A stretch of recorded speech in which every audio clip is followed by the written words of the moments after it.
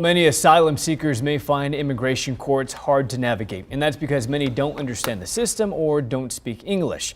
KENS 5 reporter Anastasia Bolton tells us about a new program where you may be able to help with some of that.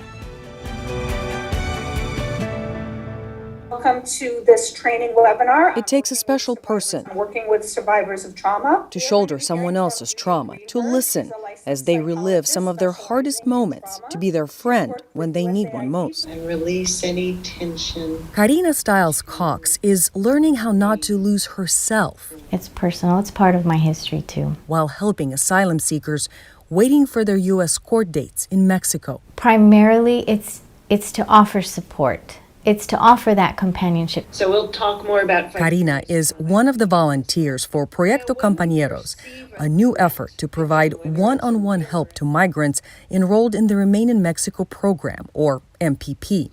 The program was started by President Trump and continued by President Biden. It requires asylum seekers wait for their U.S. court dates in Mexico. We have to be extremely careful and be very clear with our compañero that we cannot provide any kind of legal advice. We can give them information about the MPP program and the asylum process. Karina is doing this work for HIAS, a nonprofit that's been around since the late 1800s, helping people fleeing persecution. Marta Mercado works for HIAS in Brownsville. People go through years of therapy to process what these asylum seekers have gone through, and they're expected to, present their case in a court hearing without any of that mental health help. We give the asylum seekers a chance to what we call own their stories and kind of help them understand, what are the most relevant parts of the story.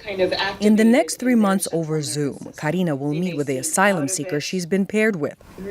She's getting a lot of training on how to help them and be the best compañero during uncertainty and hardship. And breathe out any tightness. With Jose Sanchez in Brownsville. Thank you so much. I'm Anastasia Bolton.